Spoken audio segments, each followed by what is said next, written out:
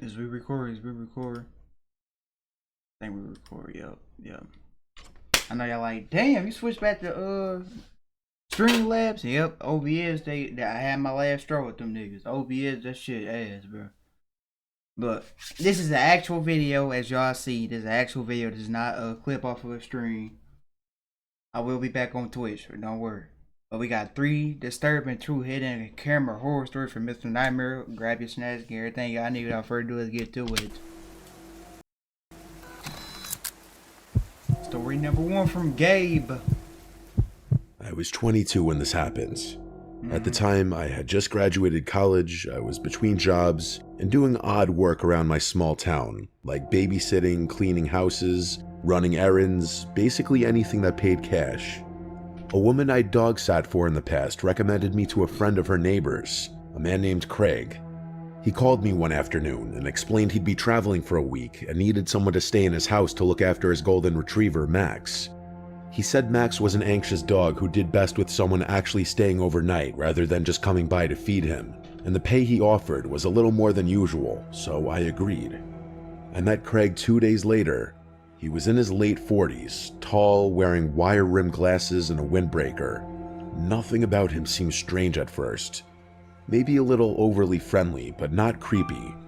His house was on the edge of town, tucked back in a wooded area. The place... That's one of them houses you find like some shit inside the walls, and y'all get what I'm saying? That was like some shit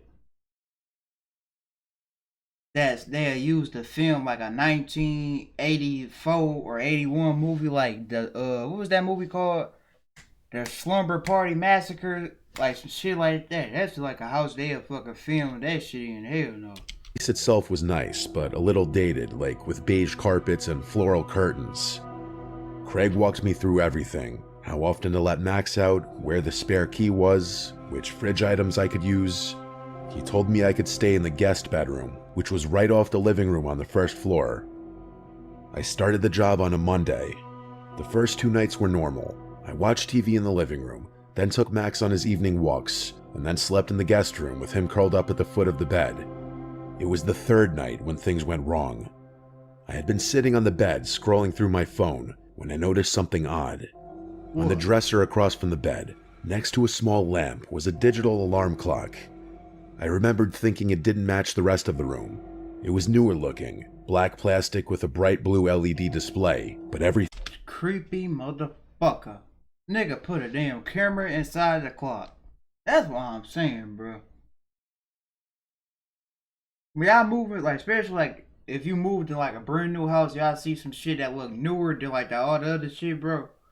Or if you just see something out the ordinary, like one nigga I seen on TikTok, like in his walls, like in the shower thing, like inside the TV, he found cameras and shit landlord put in there. They watching his kids take a shower, get in the tub, all type of shit, wife, everything. Now that shit creepy, bro. Like when y'all get a new house, but make sure y'all niggas ask.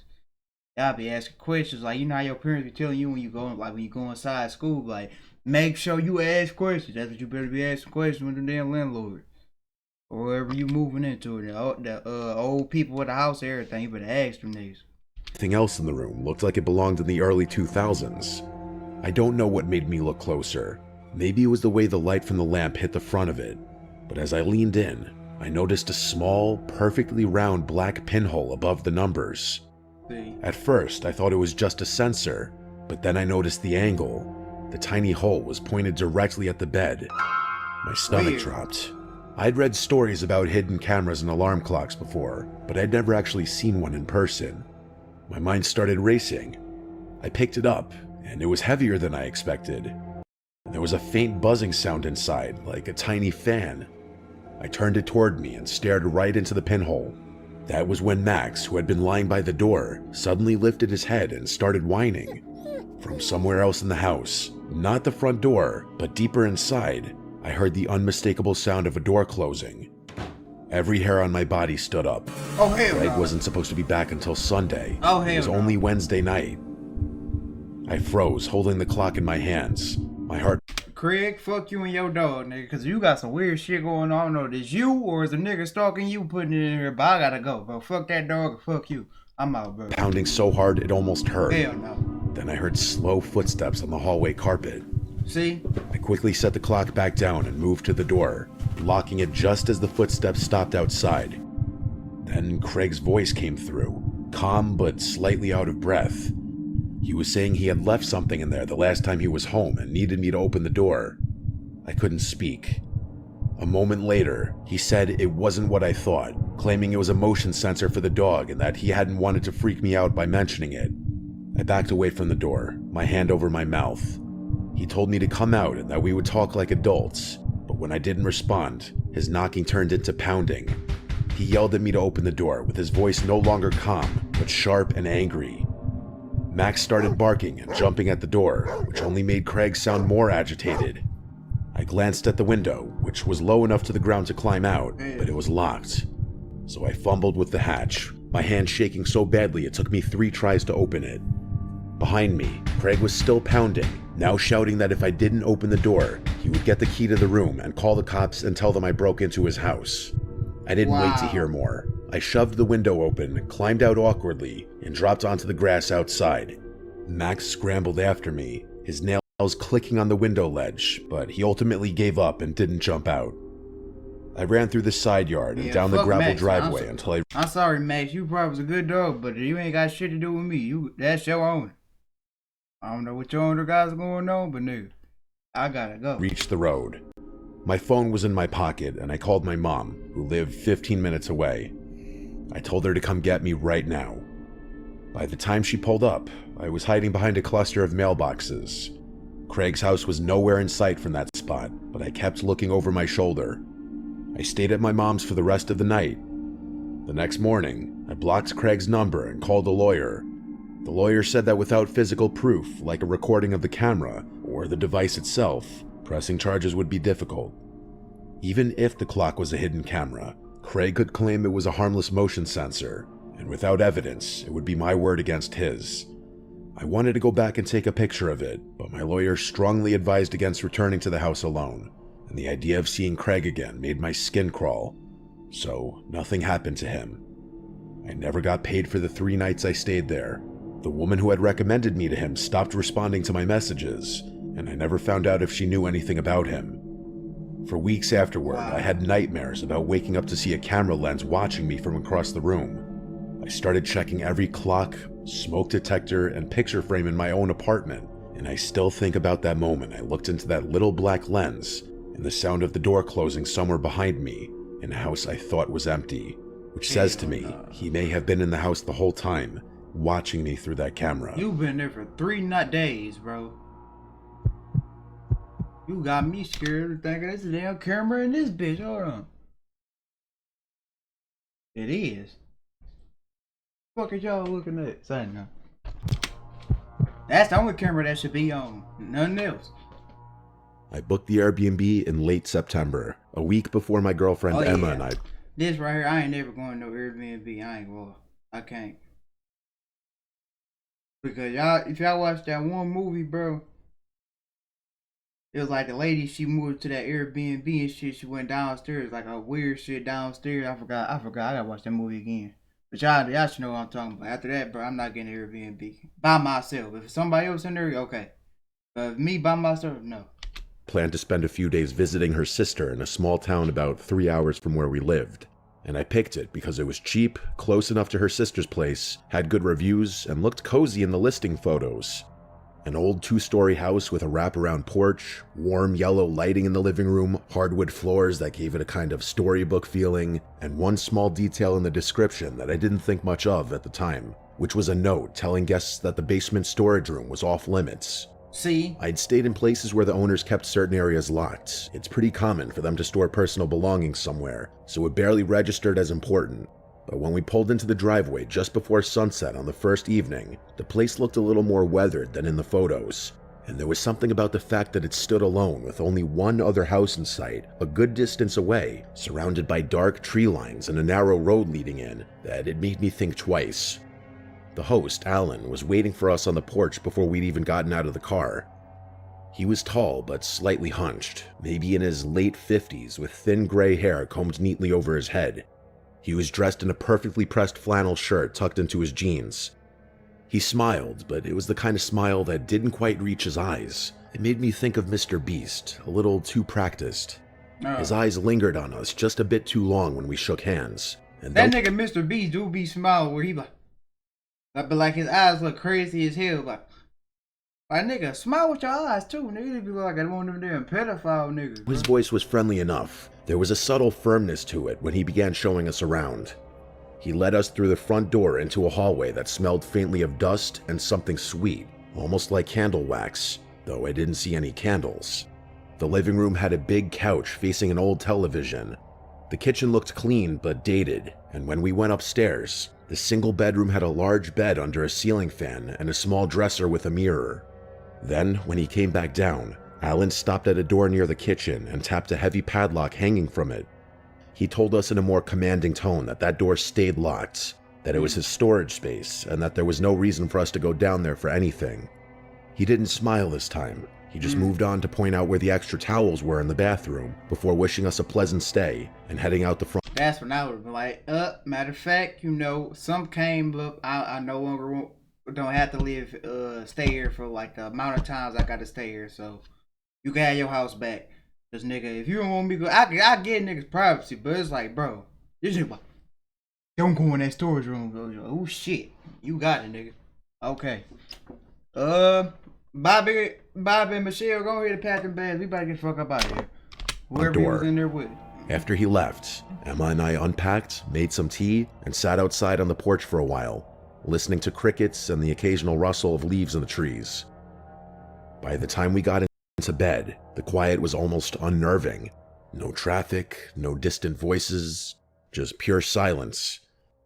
Sometime after midnight, I thought I heard a faint, dull thud from below us.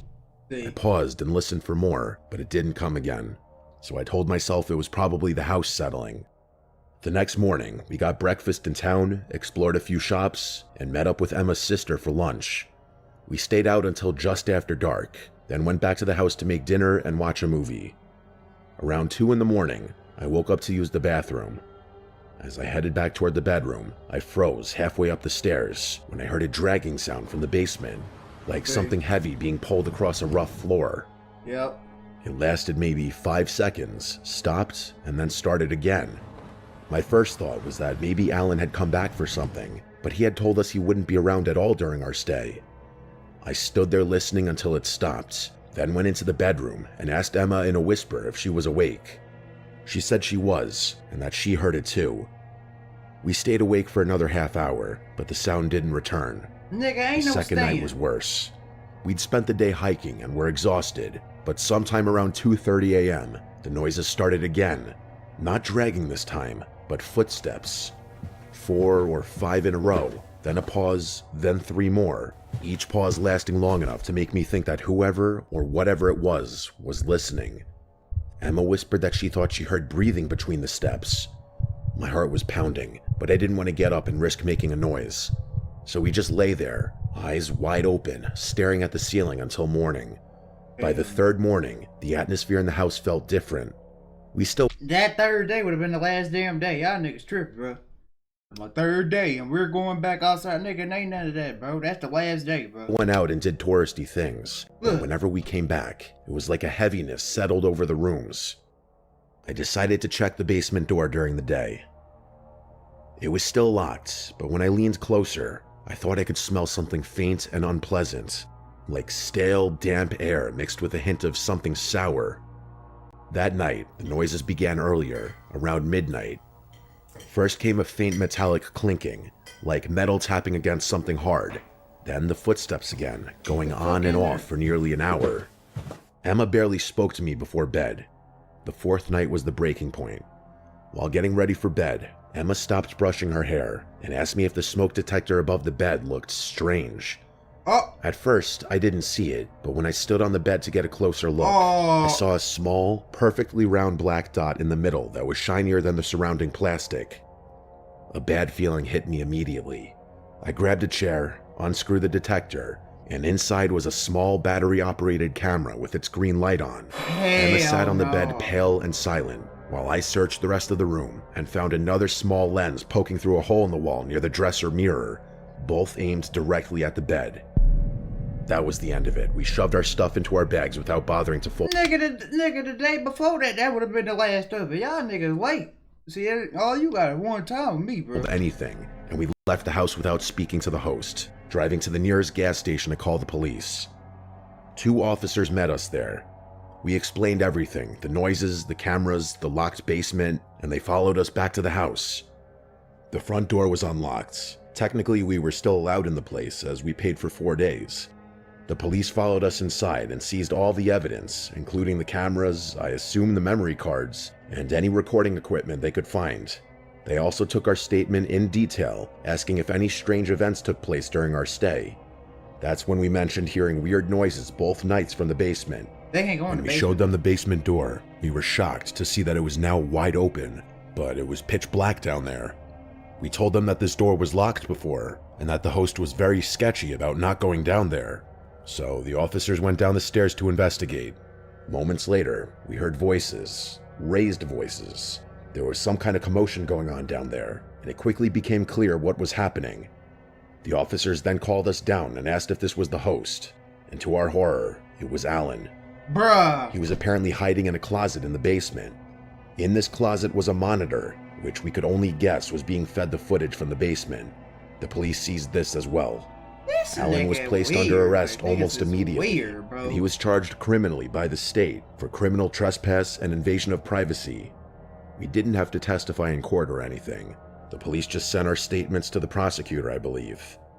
Airbnb basically bribed us with a voucher in hopes that we wouldn't share our bad experience. We took the voucher, obviously, but that hasn't stopped us from telling people about this horrific experience. It's really been something that's had a lasting effect on Emma and I. Exactly why I never go on one of the fucking Airbnbs, man. Never. We don't trust rentals or Airbnbs anymore, and lately just stick to hotels. Yeah, hotels. Even with them motherfuckers, you gotta be careful. Did y'all ever watch that Mountaintop Motel Massacre? One of them old school movies, bro. That damn old lady was crawling through their little holes in the damn motel, killing them niggas and shit, putting roaches in their shit, bro. And getting it was another one. They were putting the camera, like this motel was pretty like they had the cameras set up and stuff like shit like this. You would never know what's in none of them shits, bro. My name is Joe, and this happened about a week ago. I live in a 2-bedroom apartment with my roommate Eric. I didn't know him before moving in. We met through a Facebook housing group. He seemed normal enough when we first met to check the place out. Here we go. He was quiet, polite, and kind of awkward, but not really in a bad way. At the time, I thought that would be a good thing because I wasn't looking for a best friend, just someone responsible enough to help pay rent and not trash the place. For the first couple of months, it was fine. We had opposite work schedules. I worked a regular 9-to-5 office job, and he worked at some warehouse on the late shift.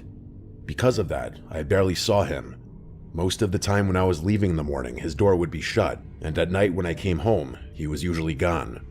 We'd cross paths once or twice a week, usually just exchanging a few words in the kitchen or living room. It was nothing special, but it worked. Then I started noticing little things in my room that made me feel off. The first time it happened, I came home late and saw that my closet door was open. I usually keep it closed because I don't like seeing my clothes sticking out, but I figured maybe I had left it that way that morning. A few days later, I noticed my desk chair turned slightly toward the bed. I never sit in it that way. Again, I brushed it off and thought maybe I was just not paying attention. Still, it put a strange feeling in my stomach, like somebody had been in my room. One Saturday morning, I was cleaning. I wiped the shelves, dusted, and then started on the window. That's when I saw it. Up in the corner, where the wall met the ceiling, there was this little black dot.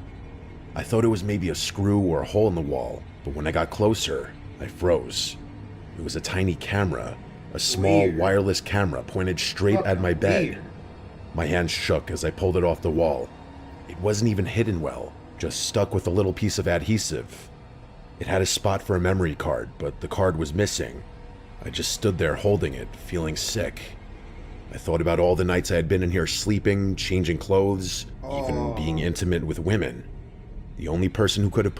Man, this nigga, Eric, you a nasty ass nigga, bro. He in this bitch gooning while this nigga in this bitch getting it on. Like, you weird, bro. I ain't gonna lie, that shit weird. Put it there was Eric. He was the only other one with access to my room. At that moment, he wasn't home. His door was closed and the apartment was quiet. I stood in the hallway, staring at his door, with my heart pounding. I told myself not to do it, but curiosity won. I slowly turned his doorknob and opened it. His room smelled stale, like old food and dirty laundry. The blinds were shut, and the room was dark, even though it was the middle of the day. His bed was unmade, and his desk was cluttered with papers, unopened mail, and change. I searched around a little, half expecting to find another camera or maybe recordings on his laptop, but there was nothing obvious, just a messy room. I closed the door and went back to my room, but I couldn't get rid of the uneasiness. I decided to test him. I put the camera in my nightstand drawer under some socks. My plan was simple. If he came looking for it, then I'd know for sure it was him who planted it. For 2 nights, nothing happened. Nigga, you know that was him. What you mean, nigga? You know what I'm saying? Y'all niggas be trying to get niggas chances to me, but like, nigga, one time and it's over, bro. What's up? I still felt tense, but since there weren't any signs, I started to think that maybe I was overthinking the whole thing. Then came the 3rd night. I woke up at around 3 in the morning. At first, I wasn't sure why, but then I heard a noise. It was soft, like wood sliding against wood. Then I realized it was coming from right beside me, from my nightstand drawer. I opened my eyes a little, pretending to still be asleep. In the faint light coming through the blinds, I saw a figure. It was Eric. He was standing in my room, bent over my nightstand, rummaging through the drawer where I had hidden the camera. I felt my chest tighten and my heart beat so loud I was sure he could hear it. I stayed still, not knowing what to do, and then he stopped. He froze and just stood there, completely still. Slowly, he turned his head toward my bed. He was looking straight at me. For a moment, I thought maybe he wasn't sure if I was awake, but then he spoke. He said he knew I was awake. I felt ice run down my spine as he said Nigga, that. ain't no time to get scared now, nigga. You better get to stand on business, nigga. What the fuck is you doing? Blah. You wouldn't have to be going through this. You would have left when you first found it. You did this shit to yourself, bro. I'm getting scared now. Oh, he watching me. You should have been gone the first damn night, bro. Now look at you. Then he asked me what I had done with it. I sat up quickly, my fear turning to anger. I demanded to know why he put a camera in my room. He stared at me and told me it was because he thought I was stealing from him. I told him that was ridiculous, that it made no sense. I said he had aimed the camera at my bed and that it was one of the most sickest things I've ever seen. He tried to tell me he only wanted proof, but I didn't buy it. I told him he was lying and that he had been spying on me. We started yelling at each other. He kept repeating that I was overreacting. I told him I was going to report him to the landlord and maybe even the police. My voice was shaking with both fear and rage. Finally, I yanked open the drawer, grabbed the camera, and held it up. I told him that this was proof and that he was never getting it back. I stormed out of my room, walked into the kitchen, and threw the camera straight into the garbage, thinking I broke it. I told him to stay out of my room and that the next day I would be telling the landlord everything. Eric stood in the hallway with his fists clenched, and he was just staring at me with a blank expression. You heard what this nigga said? I'm gonna tell the landlord the next morning. That's if you get to see the next morning. Cause he finna make sure your ass ain't gonna tell shit. That's why I said you can tell this nigga dumb as hell, bro. Ain't got no type of survival instincts, bro. Nigga retarded. Nigga said I'm gonna tell the landlord the next morning. You told him that. Stay here, blah blah blah. And I'm gonna tell the landlord the next morning on you. You think he about to let you tell? Think about, oh fuck it, yeah, go ahead. I'm about to get arrested. Nigga, no. He finna snatch your ass up, choke your ass out, and that's it, bro. Then he turned and walked back into his room without another word. I didn't sleep the rest of that night. I sat on the couch with the TV on, too afraid he might come back into my room. Every little sound in the apartment made me jump. When the sun finally came up, I checked the garbage can. The camera was gone. That was a week ago. I told the landlord what happened. You still there? Oh my god, this nigga retarded. He said he would look into it, but so far nothing has been done. Eric still lives here. We don't speak, but the way he looks at me when we pass each other makes my skin crawl. It's like he's waiting for me to say or do something. I don't know why he really put the camera in my room. His excuse about me stealing was an obvious lie. I don't know what he wanted to record or what he was planning to do with it, and honestly, I don't want to know. But every night when I lay down in bed, I can't shake the feeling that there are more cameras hidden around me. Maybe in places I wouldn't think to check. I scoured the entire room and couldn't find any, but still, the thought does linger in my mind. Last night, I was awake late and heard footsteps come down the hallway and then stopped right outside my door. For over a minute there was silence, except for slight cracks in the wood floor outside my door from the pressure of him standing there. He stood there like a creep for a couple of minutes, until I finally heard his footsteps move away from the door. I'm looking into moving out. I'm also trying to figure out if pressing charges for invasion of privacy or something is feasible, considering I didn't even think to take a picture of the camera or record the confrontation or anything. I don't even have any texts from him admitting to placing the camera there. I've got literally nothing. But anyway, wish me luck in this situation, because I'm not sure what the outcome will be. I'm not wishing you a god motherfucker thing, cause you doing this shit to yourself. This nigga said that was a week ago. Eric still lives here.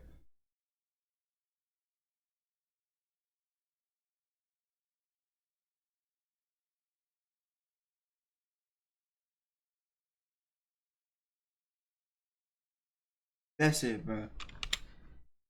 I never knew it was that many dumbasses in this world, bro. I never knew that shit, bro.